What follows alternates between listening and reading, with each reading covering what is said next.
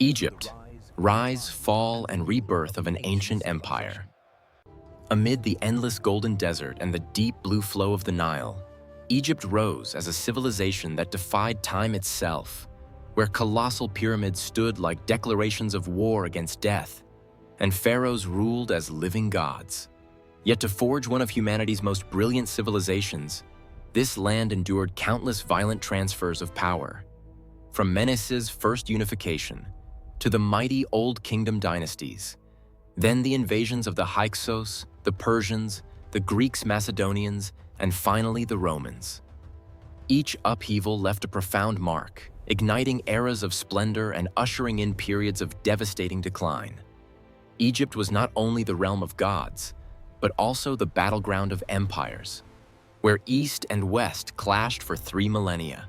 And to understand how a civilization could be both so magnificent and so fragile, we must return to its origins, to where power first took shape, where pharaohs wrote the earliest lines of history in stone, in blood, and in ambitions far beyond the limits of mortal men. Since ancient times, when the Nile was still the sole lifeline cutting through a harsh sea of sand, early human communities had already settled along its banks, giving rise to small, scattered kingdoms that would, over time, merge into the two lands, Upper Egypt in the south and Lower Egypt in the north. The constant rivalry between these two regions created the first great climax in Egyptian history, and the figure believed to have unified them was Menes, also known as Narmer, who laid the foundation for the first dynasty and ushered in the age of the early kingdom. With this unification, Egypt entered a period of building a strongly centralized power structure, where the pharaoh was not merely a king, but the earthly embodiment of the god Horus, wielding absolute authority. Under the rule of the early dynasties, Egypt began constructing works that later generations would revere as wonders. The Step Pyramid of Djoser, and then the golden age of pyramid building at Giza under Khufu, Khafra, and Menkaura. Blocks of stone weighing tens of tons were moved by sheer human strength and by engineering techniques that still astonish archaeologists today, all to ensure that the pharaoh could enter eternal life in unimaginable grandeur. Yet such splendor came at an enormous cost, draining the kingdom's resources and slowly exhausting its economy and society. As the old kingdom pharaohs weakened, centralized power fractured, local nobles rose in influence, and the royal court could no longer maintain control over the land. Egypt slid into the first intermediate period, a time when regions broke away into their own strongholds, and the pharaoh became little more than a title no one obeyed. Following the harsh realities of a civilization dependent on the Nile's floods, years of crop failure, drought, and natural upheavals pushed Egypt even closer to collapse. But at that very moment, Upper Egypt once again united under the powerful rulers of the 11th dynasty, marking the beginning of the Middle Kingdom, considered the earliest Renaissance in ancient Egyptian history. The pharaohs of the Middle Kingdom restored order, expanded their borders southward into Nubia, strengthened irrigation systems, and developed both overland and river trade. Yet such stability could not last forever, for Egypt was always a land whose wealth drew the hunger of foreign powers. And then, from the Near East, came nomadic groups skilled in chariot warfare, the Hyksos, who swept into the Nile Delta, toppled the weakened pharaohs of the late Middle Kingdom, and seized control of Lower Egypt. This marked the first time Egypt was ruled by foreign invaders, a shock that shook its entire power structure and forced the Egyptians to confront a question of survival. Adapt or be erased beneath the conqueror's heel. But this very crisis became the catalyst for the resurgence of Upper Egypt, where the lineage of Akhmos gathered its forces, learned the Hyksos chariot techniques, and ultimately drove them out, unifying the land once more. This victory not only restored Egypt's sovereignty, but also ushered in its most brilliant era, the New Kingdom, when Egypt stood poised to become the region's foremost military power, expanding beyond its traditional borders and stepping into the age of its greatest pharaohs. The triumph over the Hyksos did more than reclaim independence. It ignited an unprecedented ambition for expansion in the minds of the pharaohs, opening the New Kingdom, a golden age in which Egypt did not merely defend itself, but projected warfare beyond its frontiers to secure its survival. Ahmose laid the foundations, but it was his successors, Amenhotep I, Thutmose I, and especially Thutmose III, who became the true warriors that transformed Egypt into a superpower. Thutmose III, with more than 17 military campaigns, advanced into Canaan, crushed coalitions of city-states, extended Egypt's influence deep into Syria, and turned it into the first empire in African history. Wealth poured in from Egypt's vassal states: Nubian gold, Levantine goods, and tributes from distant kingdoms, transforming the Theban court into one of the most dazzling cultural, religious, and political centers of the ancient world. Yet in the midst of an age dominated by warrior kings, Egypt witnessed the rise of an unexpected figure: Queen Hatshepsut. She expanded Egypt's influence not through sword and spear, but through trade and diplomacy. Her fleet sailed across the sea to Punt, the legendary land, bringing back incense, gold, and exotic aromatics, ushering in a period of prosperity rivaling that of any military conquest. However, after Hatshepsut's death, Thutmose III erased much of her legacy, both to restore the traditional dominance of male kingship and to reaffirm that Egypt's supreme power rested in its warrior pharaohs.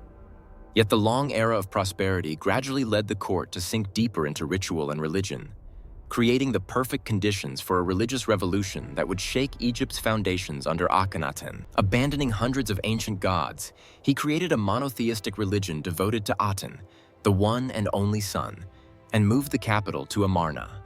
This radical reform enraged the priesthood of Amun, shook the foundations of a millennia-old religious system, and plunged Egypt into instability. After Akhenaten, the boy king Tutankhamun ascended the throne when the nation was already exhausted, and he immediately restored the old religion. But his reign was far too brief to reverse Egypt's decline.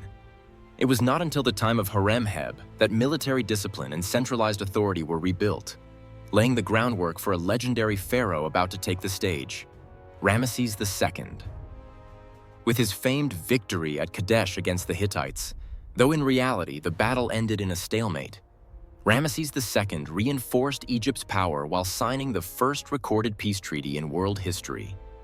Under his reign, monumental works rose across the land: Abu Simbel, the Ramesseum, and countless temples embellishing Upper and Lower Egypt, marking the final radiant chapter of the empire. But behind that brilliance, decline was already quietly approaching. Pressure from the Sea Peoples, the rise of Near Eastern kingdoms, the Nile's increasingly unpredictable floods, and the gradual weakening of pharaonic authority all pushed the new kingdom into an age of decay. As the last pharaohs of the era could no longer defend Egypt's borders, the nation fractured, drew the attention of foreign powers, and prepared to enter a new chapter, one in which power no longer belonged to sacred kings, but to those who hungered for the most fertile land in North Africa. With the new kingdom's collapse, Egypt entered a turbulent era of transition in which the pharaoh's authority became only a shadow of its former self, and the country turned into a prized target for outside forces. The third intermediate period began with deep fragmentation. In Thebes, the high priests of Amun held real power, while in the Delta, nominal pharaohs struggled helplessly to maintain order.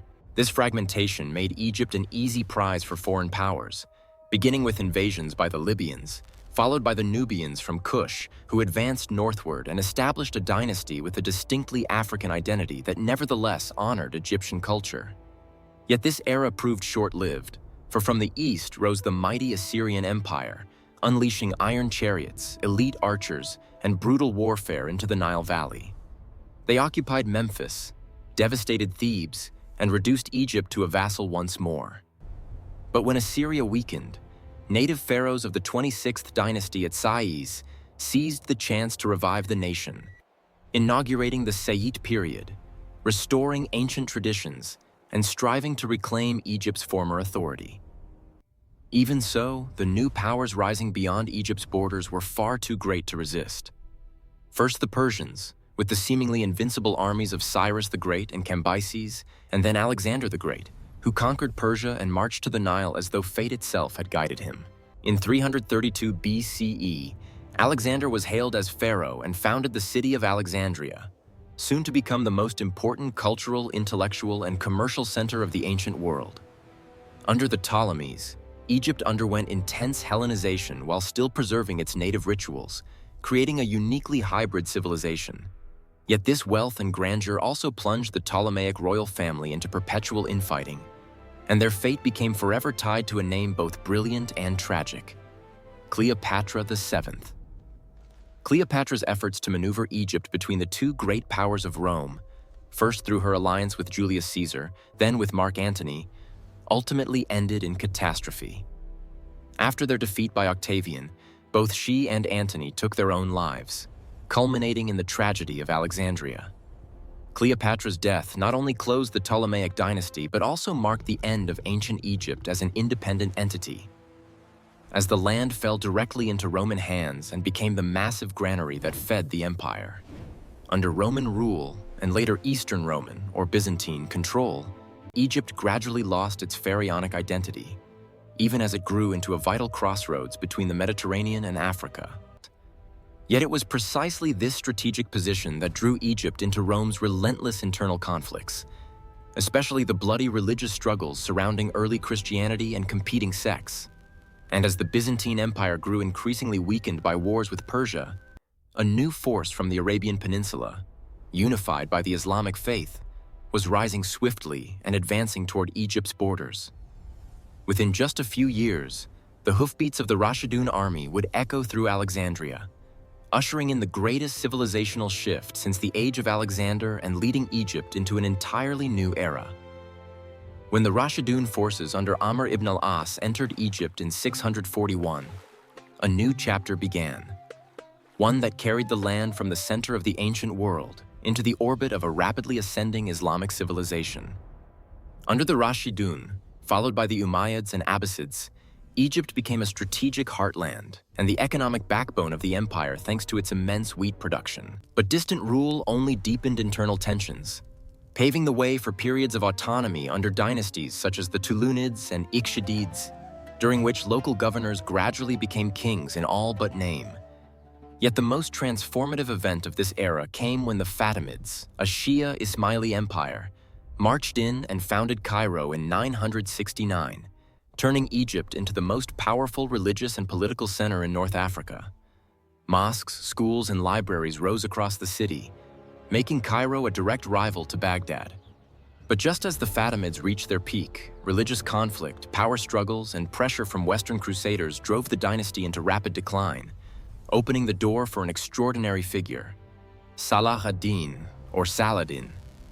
He overthrew the Fatimids, restored Sunni Islam, expelled the Crusaders from Jerusalem, and transformed Egypt into a stronghold of the Islamic world. After Saladin, the Ayyubid dynasty maintained Egypt's strength, but it was the Mamluk warrior slaves who ultimately lifted Egypt to the height of its medieval power. With elite cavalry and masterful tactics, the Mamluks defeated the Mongols at Ain Jalut in 1260, a victory that proved vital for the survival of the entire Middle East. They transformed Cairo into the commercial lifeline of the Islamic world, a crossroads through which trade from India to the Mediterranean inevitably passed. Yet this splendor could not last forever. By the 16th century, the Ottoman storm swept down from Anatolia. Selim I crushed the Mamluks and incorporated Egypt into the Ottoman Empire in 1517, turning the land into a crucial province but stripping it of autonomy. Although its economy and culture persisted, Ottoman dependence, combined with growing competition from European maritime trade routes, steadily weakened Egypt. And then, in 1798, Napoleon Bonaparte unexpectedly landed at Alexandria, bringing with him a modern European army, archaeology, and Enlightenment ideas, exposing the Ottoman Empire's stagnation and opening the door for a destined figure, Muhammad Ali. Though nominally a governor, Muhammad Ali was in truth a king without a crown. He modernized the army, built up industry and agriculture, and laid the foundations of modern Egypt. Yet his rapid rise alarmed Europe, prompting Britain to intervene and gradually turn Egypt into a strategic sphere of influence on the route to India. By 1882, Britain had taken full control of Egypt, and although the country remained Ottoman in name, it was effectively ruled by the British Empire until World War II. In the 20th century, a powerful wave of nationalism surged. After World War I, the Wafd movement demanded independence, and in 1952, the Free Officers' Revolution overthrew the monarchy, bringing Gamal Abdel Nasser to power. Nasser became a symbol of anti-colonialism, nationalizing the Suez Canal, confronting the West, and leading the Arab movement. But Egypt soon found itself drawn into successive wars with Israel. A devastating defeat in 1967, followed by a partial military victory in 1973 under Anwar Sadat, who later signed a peace treaty with Israel and was assassinated for it. Mubarak succeeded Sadat and ruled for nearly 3 decades, until the Arab Spring of 2011 erupted and ushered in an era of unprecedented political upheaval. And today, modern Egypt continues to navigate between tradition and reform, stability and turmoil, the legacy of a 3,000-year civilization and the challenges of a globalized world. This constant transformation, just as throughout all of Egyptian history, remains shaped by power struggles, civilizational shifts, and the enduring ambition of the people who live along the eternal Nile. This is the grand journey of a civilization that has endured for more than 3 millennia, where every stone, every hieroglyph, and every desert-piercing monument tells a story of ambition, power, and endless rebirth. Egypt has never been a land frozen in time, from the earliest pharaohs to Alexander, from Rome to Islam, from the Mamluks to the Ottomans, from British colonial rule to the modern state. Every storm of history has left its mark and continues to carve itself into the soul of the land by the Nile. And if you feel overwhelmed by these sweeping civilizational shifts, unfolding like endless epic chapters, remember that we've only scratched the surface. Countless mysteries still lie untold, of kings, pyramids, empires, and battles lost to time. So don't forget to hit subscribe and turn on notifications so you won't miss the next episodes of our World History series, where we'll continue guiding you through time, back to the moments that shaped all of human civilization. See you on the next journey, where history comes alive once more, vivid and powerful.